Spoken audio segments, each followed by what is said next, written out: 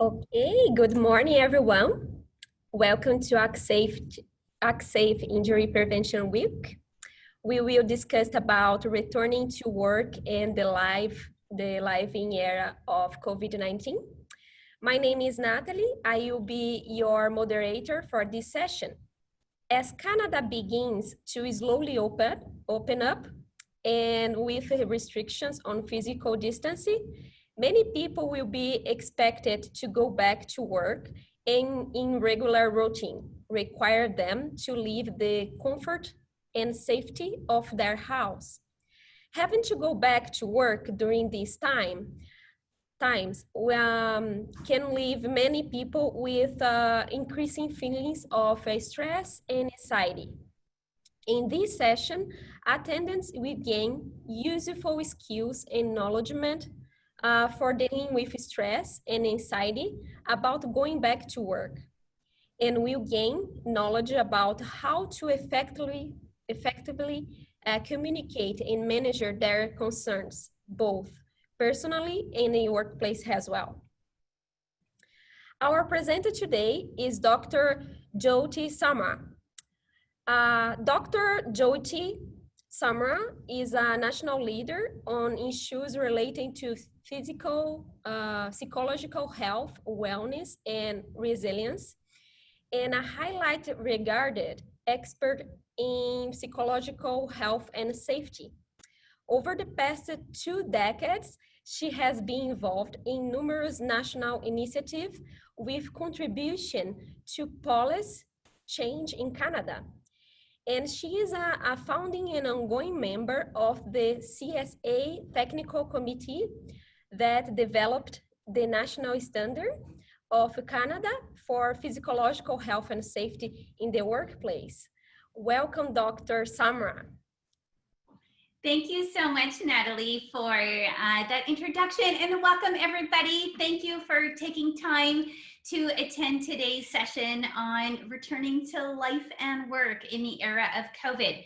So I am going to get my screen shared here and get the presentation up on the deck.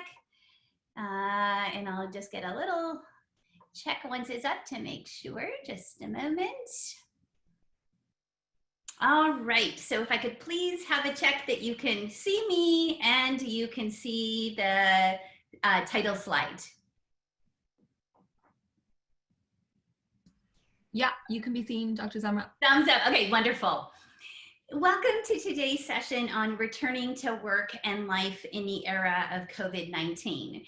My name is Dr. Jyoti Samra. I am a Vancouver-based clinical psychologist. I have a clinical practice group throughout BC, providing all virtual therapy now. And I'm also the CEO and founder of My Workplace Health, which is a national consultancy on workplace health. As a psychologist, I have been, so fascinated by the range of impacts that we are all seeing and experiencing. First and foremost, as a human being who lives in, a big urban setting, to be faced with kind of getting back to some semblance of normal in some areas and not in other areas. I'm very mindful of the range of kind of emotions and impacts that can bring up. And then certainly also as a manager and as a leader and as a small business owner, a range of kind of impacts that make it really important for us to all consider ways that we can work on enhancing our psychological health as we're in the midst of this very unusual time. My aim today is to speak with you about the impacts that COVID is having on our psychological health. There's many commonalities in terms of shared experiences that many of us are having across the globe. And of course, unique circumstances for each and every one of us in terms of the way that COVID is really impacting our individual life. I'd then like to talk about the function of emotions and why we have emotions like worry and anxiety and fear, and how we can mobilize that in a way that it really helps us to thrive. Then I'm going to talk about evidence-based ways that we can approach worry and anxiety and things that we can control.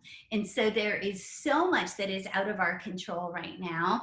The only thing we can do is turn our mind toward things in our day-to-day life that we have some semblance of control over. And there's a whole host of things that are very good for our psychological and our emotional health. And then finally, I'd like to talk a bit about communication and how we can effectively communicate at work, with colleagues, even with those in our personal lives, but certainly in the work environment, to those that we're working with and around and for, those that are reporting us if we're in situations where we're leading or managing or supervising other people.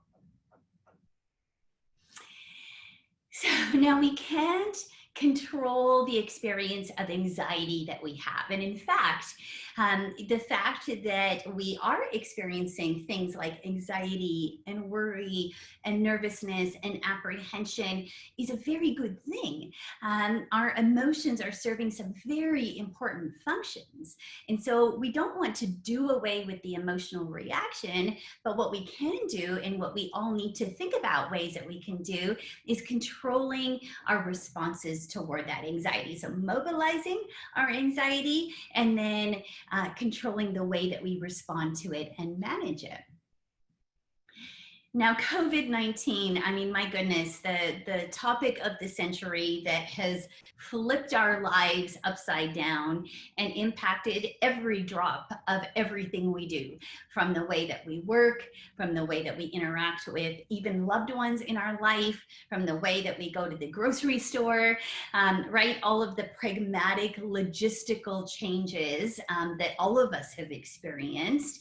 And, you know, extending from that, many, many unique ways that COVID is impacting all of us, right? All the way from other stressors that we may be experiencing with the uncertainty that COVID has. Those of us that have little ones in our home that may be back at school, those of us that have elders in our family or extended lives that we're worried about, those of us that may have our own compromised immune systems, those of us that are worried financially about the uncertainty of the job market. There are many, many impacts that are affecting our psychology, but also by extension, our physical health. Of all of the impacts that COVID has had, this colliding between our work and our home lives has perhaps been the most impactful in so many ways, right? And we have seen this across the globe. You know, gone are the days where we kind of got up and showered and left the work day and went to work and then came home to our personal lives. Some of that separation that, you know, most of us experienced in some capacity 7+ months ago has really changed in many, many ways. And the net result of that is it's affecting the way that we live our day-to-day lives. It's affecting our mental health. It's affecting our sleep patterns. It's affecting our our sense of stress and our sense of burnout. And so I invite you to consider the impacts on you that COVID has had, right? The good, bad, and the ugly. And there's some things that are very good and positive. You know, most of us can probably identify at least one or more things that we'd say, okay, I'm adjusting and I actually maybe don't mind this adjustment. And we are perhaps even inviting in some changes that are coming along with COVID. But there are a number of things, of course, that are creating and adding to or amplifying other stresses or experiences we may have. So think about the impacts on you. Think about the impacts on those that you love and care about in both your immediate bubble and your extended bubble. And those of you that are leading or supervising others, think about the impact on staff, on our coworkers, on others that are in our work families. The thing about COVID is it has added a whole host of new challenges and changes and uncertainty, but it has not wiped away all the things that were existing 7+ months ago. And so whether it was the financial stress we were under, the lack of surety maybe we had about career path, the conflict we may be having in our family or with our partners, all of these things still exist. And what COVID has done is added on another layer of stress on top of that. And the net result of this has been that collectively and globally, our levels of stress and anxiety, the most common emotional reaction when we are faced with unpredictability and uncertainty, has been impacted. And we have seen statistics, certainly Canadian and North American, but across the globe, that really converge to say that, there are some very universal ways in which we are reacting and dealing with COVID. And, my goodness, I keep thinking, here we are in this situation where we have a physical threat, right? A teeny weensy little virus that we can't even see. There's a physical concern that we have about the impact that's going to have on our physiology. Yet, isn't it the level of stress that probably for most of us, day in and day out, has been most impactful? And for most of us, that's an area that we probably aren't attending to as much as we could or should. But here's one persuasive reason why we should all be paying attention to our psychological health. We know that our physical and our emotional health are intimately connected. When we are psychologically not doing well and feeling well, most importantly, perhaps in light of COVID, our immune function is compromised, and we are much more likely, as we all can draw from our own experience, to get run down, to get tired, to get burnt out, and then to get things like colds and flus. And so that may be perhaps one of the most important reasons for us to all think about ways that we can enhance our ability to cope with stress and anxiety and worry. And if we look at some stats, and these are Canadian stats, we know that most people, 81% of people, are saying that COVID concerns have negatively impacted their mental health. No surprise, anxiety and worry has been the top of the list, right? That's the emotional state that we experience when we're under stress and pressure. We know that a significant portion of people, more than not, have had stress about leaving the house. We know, if we look at patterns of behavior over the last number of months, that the vast majority of people have really limited how much they're going out, limiting it to necessities and things that we have to do.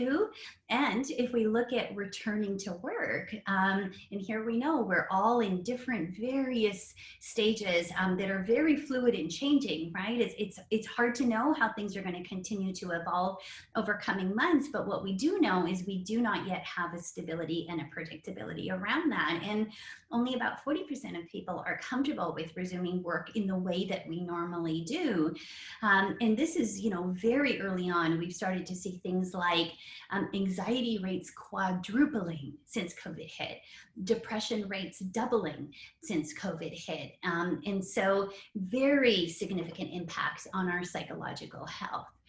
And just reflect for a moment on the impacts that COVID has been having on your psychological health.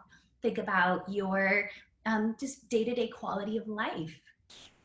Think about your relationship health, intimate relationships, family relationships, our chosen family, that's the family that we invite into our life. Think about the range of impacts, and think about what's been hardest for you. Think about also, if there are things, if you're seeing signs among individuals that are in your environment, right? Lower mood, more cynicism, negativity, maybe predisposing anxiety conditions or depression conditions that are getting exacerbated. Very important, I believe, for all of us, just as individual citizens, to be paying good attention not only to our own psychological health, but those around us. And I do believe now more than ever, one of the most critical things that will help us kind of get through this uncertain time is making sure that we have good connection socially, that we are caring about other people, that we are being vulnerable in sharing the worries and fears that we have, and we are doing our best to support others in our work environments and our personal lives. In addition to anxiety and depression, the most significant other area psychologically that we've seen an increase in is on alcohol use and consumption patterns. And so conservatively, we know alcohol use has gone up about 25%. We know that stress, lack of a schedule, being bored, and being lonely are all factors that contribute. And all of us have seen the range of memes or jokes and things that we see. Everyone's kind of, they're Netflixing and chilling, and, they're kind of busting open a drink in the day, or the happy hours at work. And we see all of these kind of memes and kind of tongue-in-cheek portrayals, and as I keep saying, for, especially for the first number of months, for most of us, it's like there was this abrupt pause, and many people were like slugs for a weekend, or watching more TV, or binging on, things not as healthy, dropping the gym routine, all the things that we like consistently see across the board. And what we know is there was a time and place for an initial kind of relaxation that we had on all the good things for our psychological and emotional health that served a role, right? In those first few weeks, and even those first few months, as we were adjusting to the new normal, our brain and our body and our hearts needed time to catch up to what was happening. And so for us to have laxed up on good self-care and health behaviors, was fine for a short period of time. However, we are now 7 months plus and counting. And for all of us, I believe one of the most important things we can do is reflect on our health behaviors and those that have been maybe impacted and maybe not quite as good as they were kind of pre-COVID, and start to make some changes. And I'd like to underscore alcohol. It certainly is not addiction or dependence that we see most common.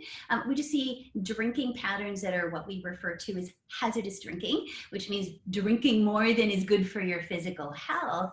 And as a quick little check, what that means in the course of a week is you want to have at least 2 alcohol-free days where you don't consume any alcohol. And on the days that alcohol is being consumed, that the standard units of drinking or drinks that you would want are no more than 2 for the ladies, and 3 standard units on any given day. So for a total across 5 days of 10 standard units of alcohol, up to 15 standard units of alcohol maximum. Okay, and standard means a little 5-ounce pour of wine. It means 1 ounce of hard alcohol, and it means a small little beer. So self-reflect for a moment on your drinking patterns, and also think about the drinking patterns of those in your environment. Reflect on any changes that you've seen quality and quantity wise in terms of drinking patterns for yourself or others in your environment, work or personal. We know that alcohol has positive associations, and in the short term it works. It is the most common self-medication for anxiety and depression. The reason being is temporarily it can help take the edge off. It can help kind of tone down the intensity of anxiety. It can even help us fall asleep initially. But we know in the long term that alcohol is a depressant and that it has very negative impacts on psychological health. And the general rule here is if you are having trouble sleeping for any extended period of time, or dealing with anxiety or depression, that ideally no or significantly reduced alcohol is what you want to be engaging in. And the general rule is when you're feeling well, when you're sleeping great, when mood is awesome and life is feeling great, well, then we can be a little lax and we can have another drink or 2. It doesn't have that negative impact on our physiology or our psychology. So the better you feel, the more you're kind of allowed within moderation. And the worse that you're feeling, while that urge can be there to self-medicate with alcohol, the very best thing we can do is ideally eliminate it for a short period of time until kind of things regulate in terms of mood and sleep. Now, in addition to anxiety, depression, and alcohol use, one of the most impactful outcomes that we've seen is on rates of burnout. And interestingly enough, most of us, we could come up with a laundry list of things that we are no longer doing, right? That stopped or changed. And stunningly, it feels like most of us are busier than ever, right? And there's a few reasons for that. One is we are in very high levels of stimulation from technology. And so our devices, and for some extended periods of time, really our devices have been our primary way of connecting. So we're on our computers and our laptops and our cell phones and our iPads and this at all hours of the day. And that has a very real impact on our attention and our concentration, on our neuropsychology, and that can contribute, most importantly, to sleep deficits. And so we know the emissions that we're getting from our devices are counterproductive toward us having good, restful sleep. We also don't have those same natural divisions between work and home life. And so, when we used to get up and get showered and leave the house and go to work, what we also kind of metaphorically do and logistically do for a period of time is we leave our personal stuff at home as well. So if it's the partner that's driving you a bit crazy that week, or the child that is high needs, or whatever other personal thing is going on, when we go to work, we can kind of temporarily put that on the back burner. And similarly, when work is stressful and we leave work at the end of the day and we go home, what happens is we get this recharge from home that lets us leave work. And so now with those two areas of our life colliding, we are not getting the same recharge that we naturally were. So it's really important for us to add in a bit more structure and routine and be mindful of whether we or someone in our environment, work or personal, is dealing with burnout, which is really just this pervasive sense of exhaustion, physically, emotionally, mentally. Dreams is one thing. I invite people to think about what kinds of patterns you've had in terms of sleep and dreaming. And we've seen an increase in the amount that people are dreaming and recalling their dreams. Many have been having very technicolor, kind of vivid dreams, especially kind of early days of the pandemic. And so if this is something that you're experiencing, know that you're not alone. We know when our baseline anxiety is high, our dream activity actually goes up a lot. We process things in our sleep. There's a lot of things we don't understand about sleep and dreaming, but we do know it helps us process. And there's some functions that happen in our sleep during sleep when we are faced with things that are traumatic or may have the potential to be traumatic. On balance, having anxiety and stress is normal right now, and it's a completely valid concern. Now, what that does not mean is that we don't want to be living our day-to-day lives where we are riddled with worry and anxiety, because that is obviously not serving a productive function. But yet, it is this interesting, delicate line, because we want to have some anxiety right now, right? Anxiety is serving a very important function for us. It helps us process and think about how to deal with things that are unpredictable and out of our control. And so think about what your biggest worries are and what your concerns are when you think of going back to resuming normal activity in a work environment, when you think of resuming normal things in terms of your day-to-day social activities. Think about what's worrying you and concerning you.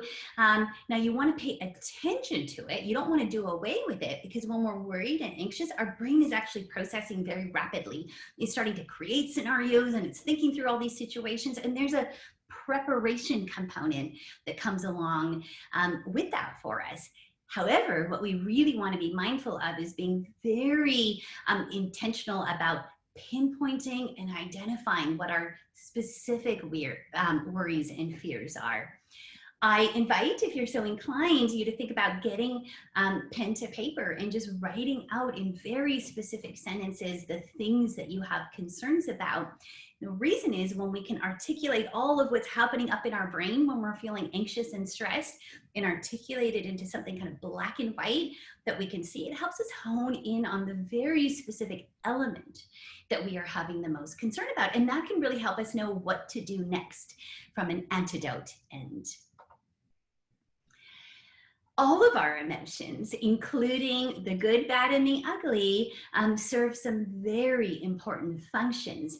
And so we don't want to do away with negative emotions, even those that feel uncomfortable and maybe even unbearable at times. And what we want to do is get very adept at being able to identify the emotion, identify what things are contributing to that emotion, and then articulate the specific functions or function that that emotion may be serving. And there are 3 core functions of our emotions.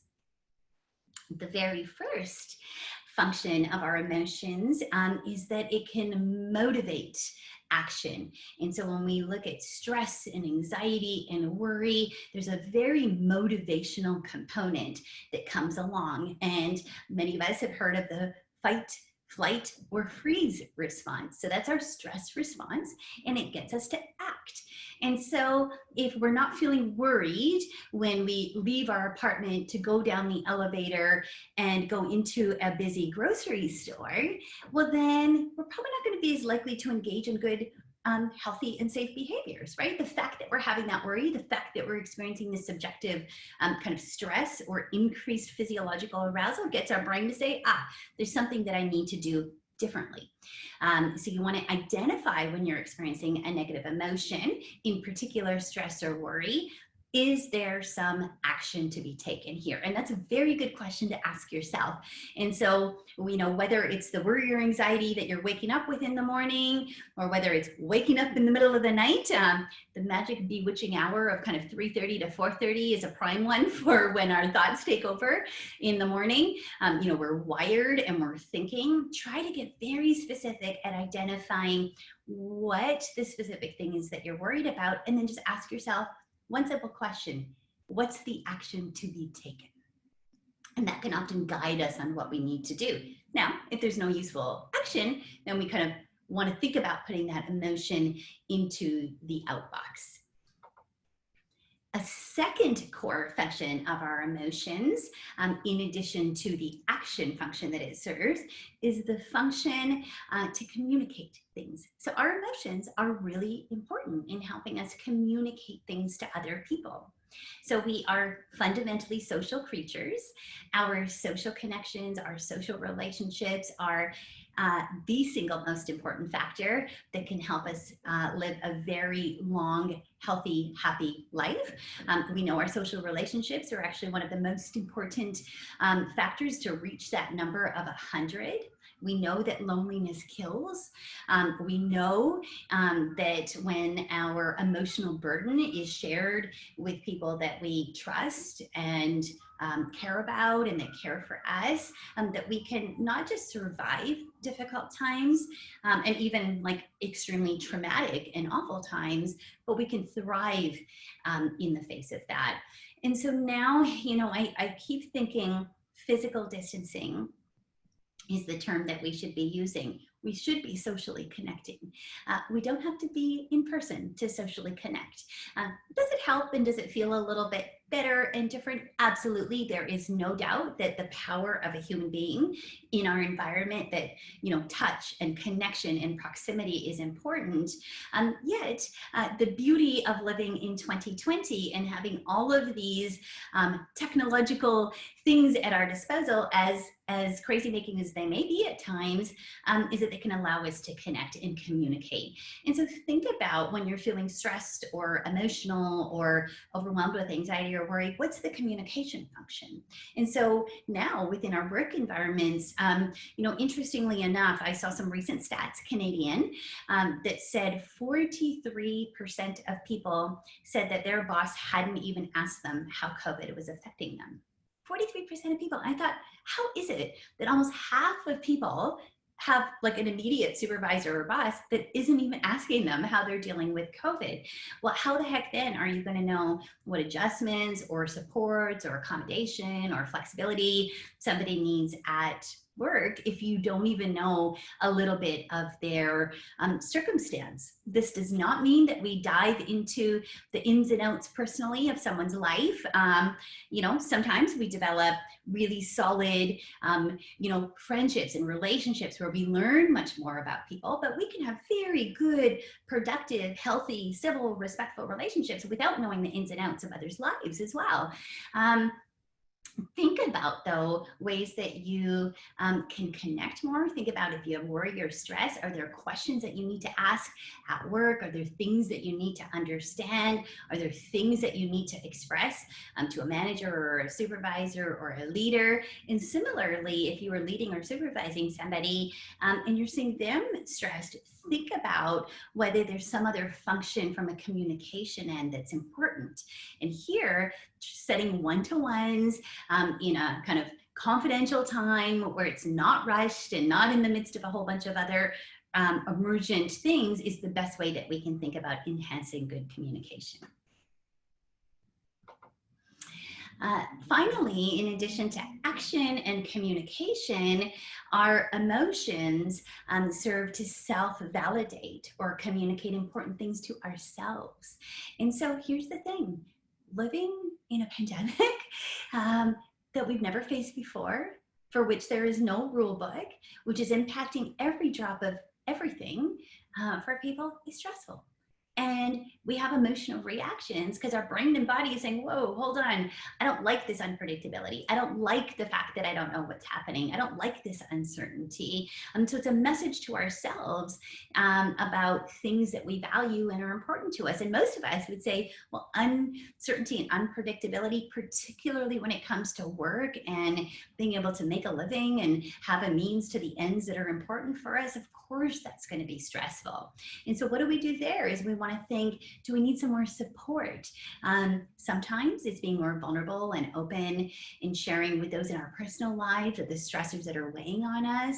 Sometimes reaching out to a psychologist or a registered clinician to get additional support is the way that we do it. But pay attention to the emotions that you're having. So what can we do, right? You may say all of these unpredictable and uncertain things.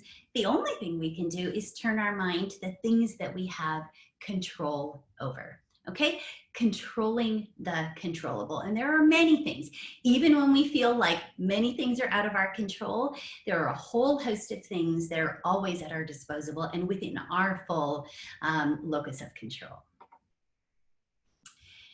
So what can we do about managing our anxiety and the anxiety of others around us? So first is we know there's all the legislative requirements, right? Respiratory protection, physical distancing, the way that we sanitize. And in fact, our Workers' Compensation Board here in BC also says protecting mental health is one of the important things that we should be doing. And so, you know, we can follow the guidelines. And in many ways, this is almost the easiest part. And I say almost because there is a breadth in work environments and individuals with how serious or not people may be taking things, and that becomes stressful, right? When not everybody's on the same page. But what we can all do is inform ourselves of what should be done from a logistical, practical end. We can communicate about that. If that's not happening, we can ask about it, and we can make sure that we are getting all the questions we have answered about how things are structured in terms of logistics and pragmatics. Our habits and our coping.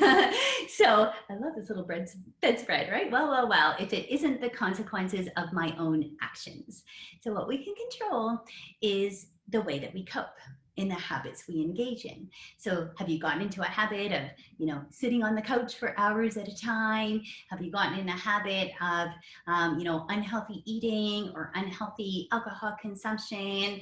Are you withdrawing maybe more than you know is good for you and not reaching out to other people? Think about the ways that you're coping and think about things that you have control over and things that you can implement some degree of control over. Because sometimes what we do, and it's not because, you know, we aren't smart enough or good enough or don't know enough, most of us know the things that are good for us, but it's often easier, right, to engage in the bad stuff. It's easier to eat the unhealthy meal, or easier to sit in front of the TV and not think about other things. So we do things because it's usually the path of least resistance in the short term, but in the long term, it kind of impacts us negatively. And so think about your own habits in coping, and maybe identify one area that you think, maybe I should or could or will do something slightly differently on in a way that serves you.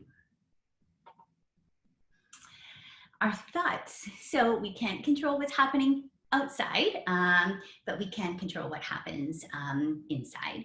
And so our thoughts, my goodness, very hard to estimate the number of thoughts we have. Some will suggest that we have tens of thousands of thoughts a day. Our thoughts are going, right? And even if we're not aware of them, we have thoughts all day. From the moment that we wake up, some of us more than others, at certain times of the day, including that middle of the night bewitching hour, either when you're trying to fall asleep or 3:30 to 4:30 in the morning, where we wake up and our thoughts are going. But our thoughts create so much. And so every single one of us could, within a minute or two, close our eyes and imagine something awful and tragic happening to every person that matters to us. And we could probably, some of us, bring ourselves to tears pretty quickly just from an imagined scenario in our head. And so we can create tragedies and catastrophes and huge stories about the future in our head and our minds. When we are under stress and unpredictability and uncertain times, we are much more likely to do a number of things. One is to overestimate the probability of bad things happening. We overestimate that risk. We are much more likely to make mountains out of molehills. So we take what might be an issue and we embellish it hugely in our mind. We are much more likely to be negative and hard on ourselves and beat ourselves up. We are much more likely to be negative about others and perceive intent, right? The way someone talks, the way they look at us, the way they did or didn't do anything. We see intent everywhere. And finally, we're much more likely to be negative about the future. And so we're hopeless and we see the world through this dark cloud.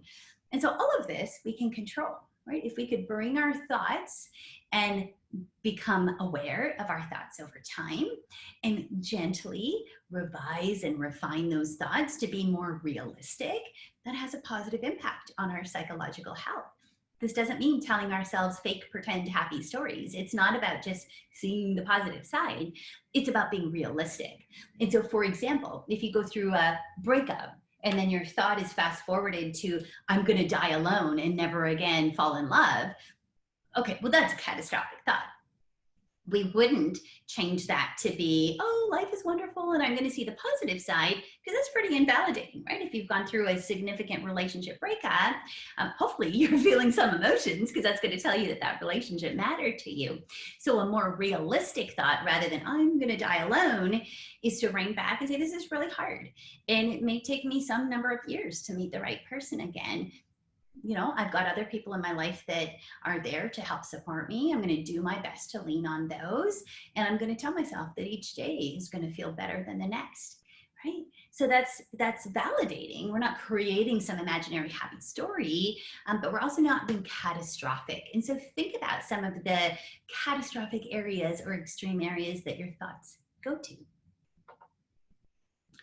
Mindfulness. And so mindfulness at its very core is about increasing our attention to the here and now. So if in this moment we could truly only be in this moment right now, and then in the next moment, in that next moment, and the next moment, in that next moment, well, all the places that our thoughts go to, right, are going to be a little bit more contained. So sometimes, and especially when we're under stress, our thoughts, it's like if we're holding 100 different red helium balloons, right? So imagine holding all these helium balloons by its string. Our thoughts start to go wild, right? When we're under stress, they fly this way and then go this way and here and there and everywhere. And they create stories and they think about everything from past and since we were little up to future and deathbed. That's just what we do. We're kind of weird and wacky as human beings, and we kind of think in weird and wacky ways at times. And we do that more when we're under stress. So mindfulness, which is a skill that we can learn, It's different than meditation. So meditation involves, a silence component and a stillness.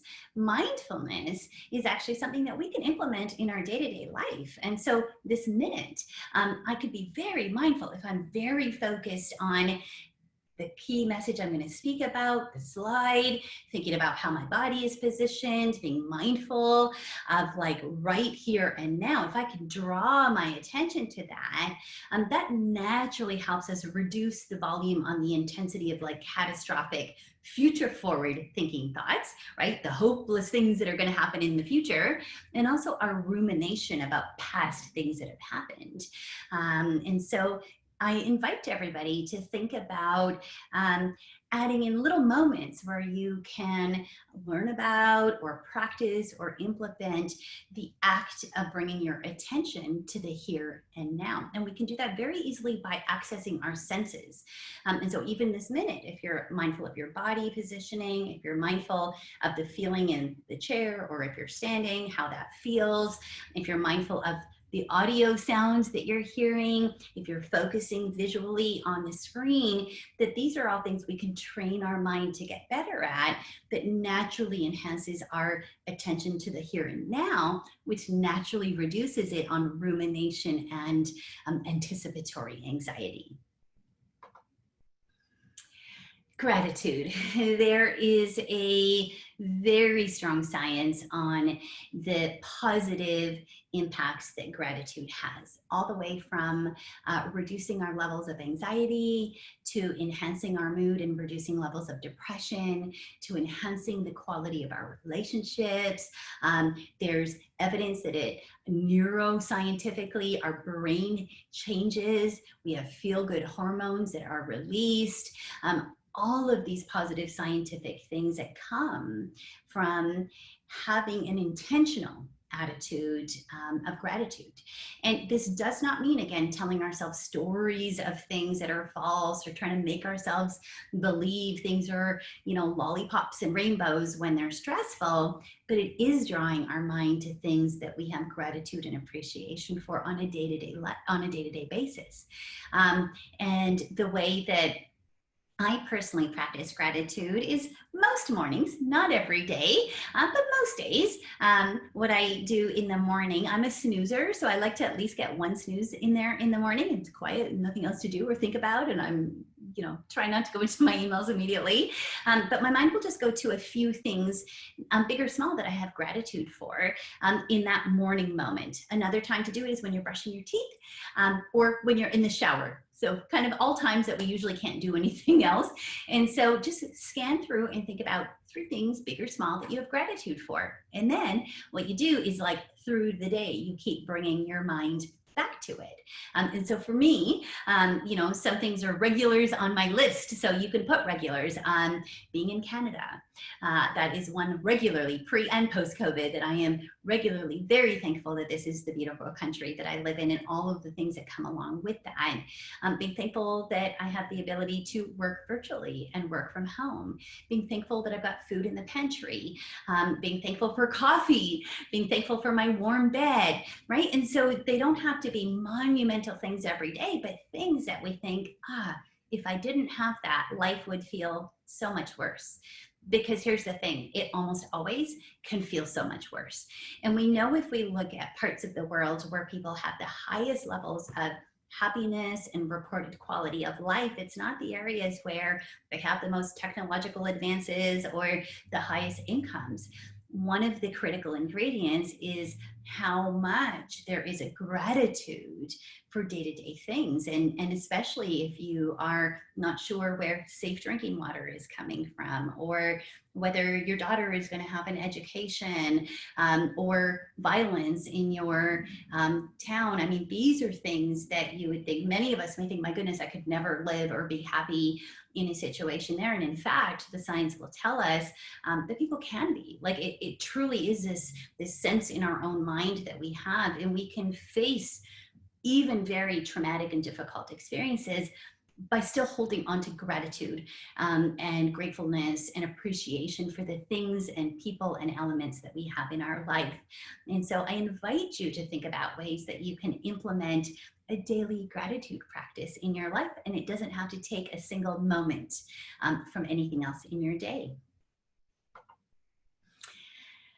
Communication at work. And so returning to work and life, at least in our life, we have a bit more control, right? We can decide, do I want to go to the grocery store once a week or twice a week or, less? Do I want to see a friend? Do I not? Do I want to go to a restaurant? Do I want people in my house? There's all these things that we can decide and have control over mostly in our personal lives. But at work, we don't have this quite the same thing, right? And we've got contractual obligation, we get paid money to render a service. And so there's terms that come along with that. And so the most important thing we can do, and I truly believe this, is that most people, not all people, but most people and most organizations are doing their best, right? Never before have we had such a shared commonality in terms of something that's impacting our lives. And, the vast majority of us don't want to get sick and ill and don't want to transmit the virus. And so most people are trying to do the best they can with what we know. When there's inadvertent errors, miscommunications, misunderstandings, it's often because we're just not putting out there the questions that we have, the information we need to know, or asking the right questions. So I really invite you to think about ways that you can enhance communication channels at work. So you with who you report to, people that report to you, those that are coworkers and supports, because the most critical thing that we can be doing now through COVID and through the pandemic that is going to be critical to our success as families and communities and organizations is to really be able to support each other and communicate in respectful, open, authentic ways. And it doesn't mean we have to agree. And in fact, probably every one of us can draw on experiences where we have to get to a place of agreeing to disagree with how someone might be approaching their life right now, but we can still maintain civility and respect throughout that.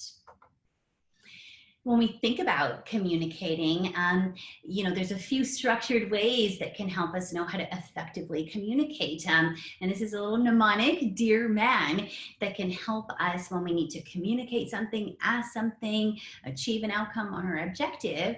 And it's to very simply describe what the thing or circumstance is, describe it in very factual terms and objective terms, to express the concerns, worries, fears that there may be, to assert, which is to very clearly ask for or describe what the need is that you may have, to reinforce and underscore why that's important, to remain mindful, right? So present and focused on the topic, appear confident. If we can role play it or run through a question or get advice someone, if it's a fair question or an appropriate question or an appropriate point to make up, that can help us, and it can help us kind of go into a situation more confident, and then be open to kind of negotiating. And negotiating means understanding others' points of view, understanding the reasoning for things. This can be a really helpful way to try and effectively communicate, particularly within our work environments. And finally, vulnerability. When we are dealing with tragedy, trauma, worry, fear, collective stress, one of the most important things we can do is, one, be very self-aware of the impacts on us, and be willing and open to be vulnerable, to share that with others. This doesn't mean spilling it to every drop of everybody you come across in your day-to-day life. It means being intentional and thoughtful of who in your life matters and is there kind of unconditionally, who you have a trust with. It's modeling that in our relationships. And so when we can tell people, yeah, I feel a bit scared about this, or I'm a bit worried, I don't know how this is going to play out, I'm worried about, and you can fill in the blanks, all the things that you're worried. Maybe your grandmother, maybe your finances, maybe your job, maybe your relationship. And I promise that when we start to do that, it's stunning how many people share that experience. And that really does help us get through difficult and challenging times. The Serenity Prayer. I love this excerpt from the Serenity Prayer because there's so much wisdom behind it. Grant me the serenity to accept what I cannot change, courage to change the things I can, and the wisdom to know the difference. And I invite everybody to reflect on at least one thing that you can strive to gain a little more acceptance around right now. I invite you to think about an area where you can develop a little more courage to work on changing or refining or revising something within your control. And I believe most importantly, that wisdom, right? That self-reflection and awareness for us to know the difference. Is it something to accept versus something to change? Thank you so much for your time. I really appreciate your time and attention. We are very social media connected. What I will do, and I've shared all of this, and momentarily I'll stop screen sharing. If you're so inclined, feel free to come on camera, and happy to field some questions and answers. Thank you so much, Dr. Samra. We do have few questions here. How different or difficult will be returning to work during and after COVID-19 when we compare to returning to work after an injury? That's a wonderful question. So, what are some similarities and differences in terms of returning to work kind of pre and post injury versus COVID? And I would say there's going to be a lot of commonalities. So if we think of something that creates fear, worry, anxiety, apprehension about returning to work, whether it's our own health or some physical issue that's happened or uncertainty, some of the factors that are most critical are going to be this, communication. And I cannot underscore enough, having very good and clear communication to understand what worries, fears, concerns people have. One of the suggestions that I have, especially when things are first opening up, is build in some mechanism to do daily shift check-ins. What do you have worries about today? Any questions about? Anything I can answer for you? And at the end of the day, checking in as well. How did things go? Anything that we could have done better? Any feedback you have?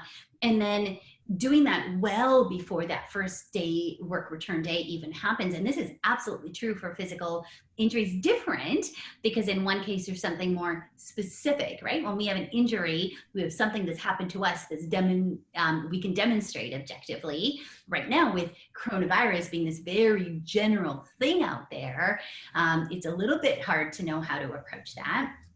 But communication, and the other thing, if we look at return to work, and this holds very true and robust across workers' compensation systems, mostly where we're looking at musculoskeletal injuries, one of the single most important prognostic factors of return to work is satisfaction and engagement at work. So if we can create psychologically healthy work environments where there's trust and civility and respect and communication, people are emotionally more connected to their work and more likely to be returning. So fantastic question. Okay, I have a second one. Do you think COVID-19 has highlighted how important mental health and well-being is along with the physical safety?